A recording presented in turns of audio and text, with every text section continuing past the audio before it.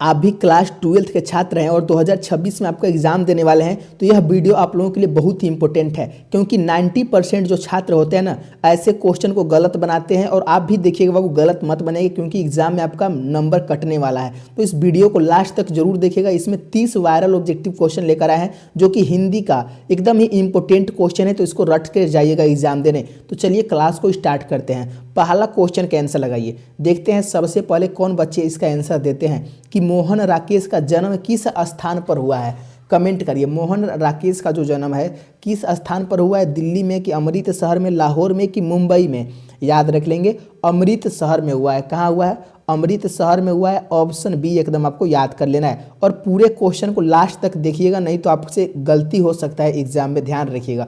दूसरा क्वेश्चन देखिए कि सिपाही की माँ एकांकी किस पुस्तक से ली गई है। तो सिपाही की माँ जो एकांकी है ना, किससे लिया गया है? तो अंडे के छिलके और अन्य का एकांकी से लिया गया है। किससे लिया गया है? तो अंडे के छिलके और अन्य एकांकी से लिया गया है, यानी ऑप्शन सी एकदम आपको याद कर लेंगे। यह भी VVI क्वेश्चन है, एकदम इसको रट जाइएगा। चलते हैं तीसरे क्वेश्चन की ओर, जो कि मोस्ट इंपोर्टेंट क्वेश्चन है कि बीसनी को किसकी प्रतीक्षा है। कमेंट करिए तो बीसनी को किसकी प्रतीक्षा है। याद रख लेंगे बाबू अपने, बीसनी को किसकी प्रतीक्षा है? तो बेटे की प्रतीक्षा है, यानी ऑप्शन सी आपका सही हो जाएगा। ऑप्शन सी को याद कर लेंगे। तो बाबू ऐसे ऐसे क्वेश्चन एकदम आपको याद होना चाहिए, तभी आप लोग एग्जाम में अच्छा मार्क्स लेकर आएंगे। और अभी तक वीडियो को लाइक नहीं किया है ना, तो एक बार सबसे पहले वीडियो को लाइक कर लेंगे और चैनल को जरूर सब्सक्राइब कर लेंगे, ताकि ऐसे ऐसे वीडियो आपको मिलता रहे और ऑब्जेक्टिव क्वेश्चन एकदम आपका कंप्लीट हो जाएगा और सब्जेक्टिव क्वेश्चन भी एकदम आपका तैयार हो जाएगा। हम आपको एकदम पढ़ा देंगे। चलिए लगाइए चौथा का आंसर कि बीसनी का एकलौता बेटा किस जगह युद्ध लड़ने गया था। तो जो बीसनी का एकलौता बेटा है किस जगह युद्ध लड़ने गया था? इंग्लैंड में गया था, जापान में, बर्मा में कि अफगानिस्तान में। याद रख लेंगे, 4 का आंसर हो जाएगा बर्मा में। कहाँ गया था लड़ने युद्ध? बर्मा में। और यह क्वेश्चन आ गया है आपके एग्जाम में, ध्यान रखिएगा। ऑप्शन सी आपका सही हो जाएगा। चलते हैं 5वें क्वेश्चन की ओर कि बीसनी अपने बेटे को युद्ध में क्यों भेजती है। याद रखेंगे बाबू, क्योंकि वह गरीब थी। गरीब होने के कारण बीसनी अपने लड़के को युद्ध में भेजती है, यानी ऑप्शन ए आपका सही हो जाएगा। ऑप्शन ए को याद कर लेंगे। चलते हैं अगले क्वेश्चन की ओर, चलते हैं 6वां क्वेश्चन। क्वेश्चन नंबर 6 कह रहा है कि बीसनी और मुन्नी किसका इंतजार करती है। बीसनी और मुन्नी जो है किसका इंतजार करती है? कह रहा है कि बेटे की चिट्ठी का, कि बेटे की चिट्ठी, बेटी की चिट्ठी का कि बेटे के चिट्ठी का। याद रख लेंगे, बेटे की चिट्ठी का इंतजार करती है। ऑप्शन बी आपका सही हो जाएगा। ऑप्शन बी को याद कर लेंगे। जो बच्चे ऑप्शन बी लगा रहे हैं बहुत बढ़िया। अब देखते हैं अगला क्वेश्चन, देखते हैं 7वां क्वेश्चन कि बीसनी की बेटी का क्या नाम है। तो बीसनी की बेटी का जो नाम है क्या नाम है? 7 का आंसर याद रखेंगे, मुन्नी नाम है। क्या नाम है? मुन्नी नाम है। ऑप्शन बी आपका सही हो जाएगा। ऑप्शन बी को याद कर लेंगे। चलते हैं 8वां क्वेश्चन की ओर। क्वेश्चन नंबर 8 जो कह रहा है कि बीसनी के सपने में उसका बेटा किस स्थिति में दिखाई देता है। तो बीसनी के सपने में उसका बेटा जो है किस स्थिति में दिखाई देता है? 8 का आंसर क्या हो जाएगा? घायल स्थिति में। किस स्थिति में? घायल स्थिति में दिखाई देता है। ऑप्शन बी आपका सही हो जाएगा। ऑप्शन बी को एकदम याद कर लीजिएगा। अब देखते हैं अगला क्वेश्चन, 9 क्वेश्चन।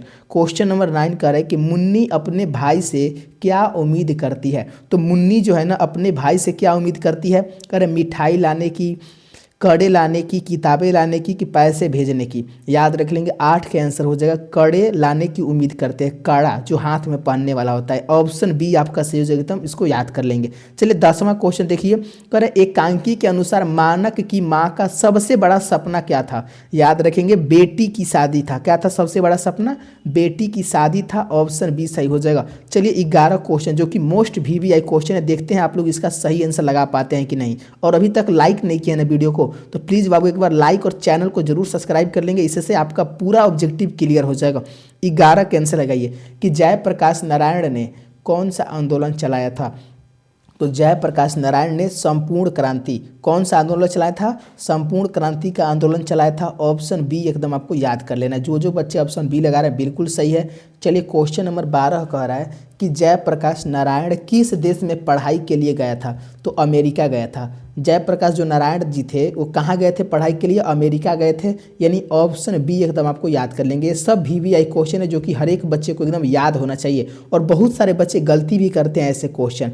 13 का आंसर लगाइए, संपूर्ण क्रांति का उद्देश्य क्या था। याद रखिएगा संपूर्ण क्रांति का जो उद्देश्य था क्या था, 13 का आंसर याद रखेंगे ऑप्शन बी हो जाएगा सामाजिक आर्थिक और नैतिक सुधार।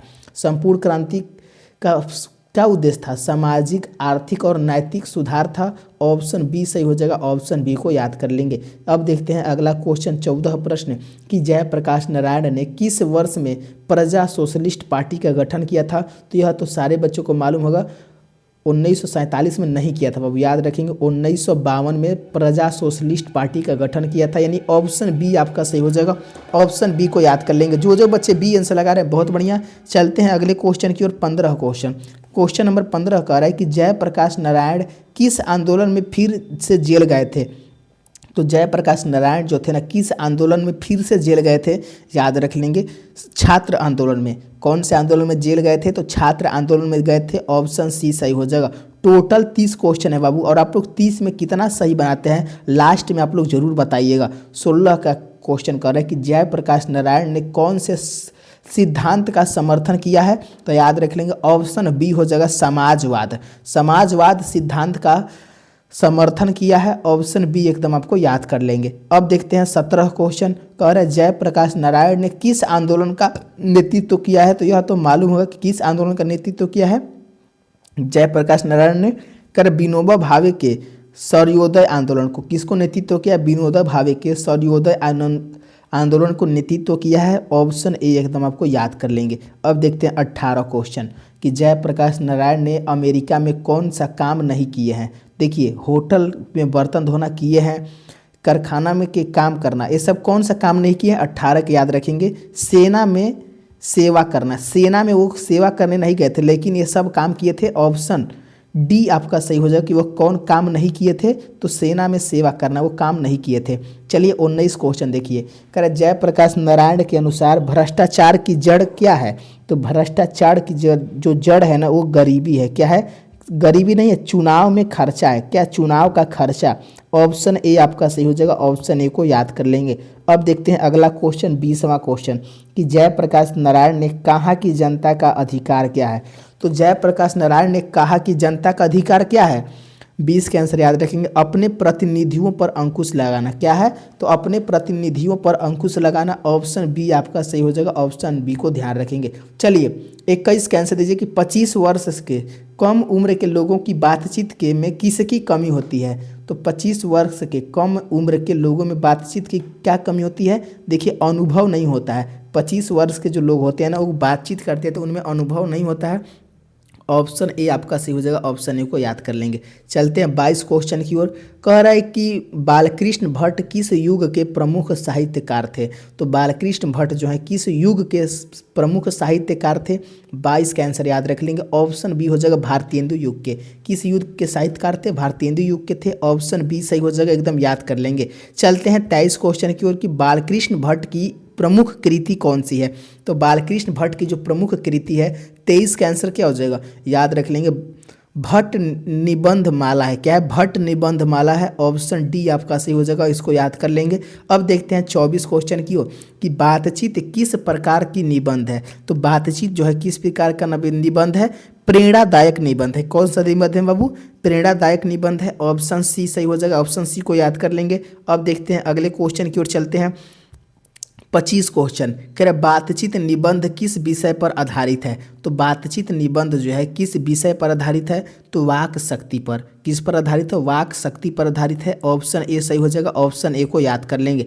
चलते हैं 26 क्वेश्चन की ओर कि लेखक के अनुसार सबसे उत्तम बातचीत किस प्रकार की होती है।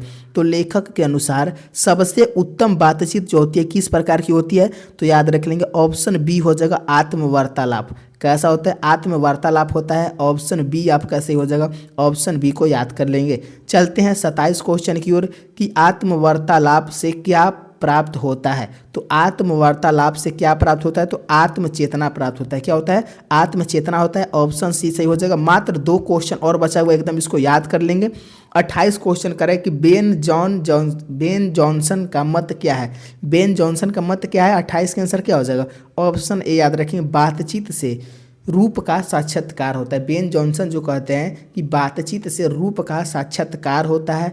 ऑप्शन ए सही हो जाएगा, ऑप्शन ए को याद कर लेंगे। चलते हैं 29 क्वेश्चन की ओर कि बातचीत के दौरान किस पर नियंत्रण होना चाहिए। याद रख लेंगे, बातचीत के दौरान ना किस पर नियंत्रण होना चाहिए, क्रोध पर।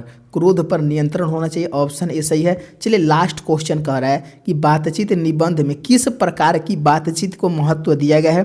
तो किस प्रकार की बातचीत को, मधुर वचन को, मधुर बातचीत को, मधुर वचन को महत्व दिया गया है। ऑप्शन बी आपका सही हो जाएगा, ऑप्शन बी को याद कर लेंगे। तो फाइनली हम लोग हिंदी का 30 इंपॉर्टेंट ऑब्जेक्टिव क्वेश्चन किया है। तो अभी तक आप लोग वीडियो को लाइक नहीं किया तो लाइक कर लेंगे और चैनल को जरूर सब्सक्राइब कर लेंगे। तो मिलते हैं अगले क्लास में। धन्यवाद दोस्तों, जय हिंद।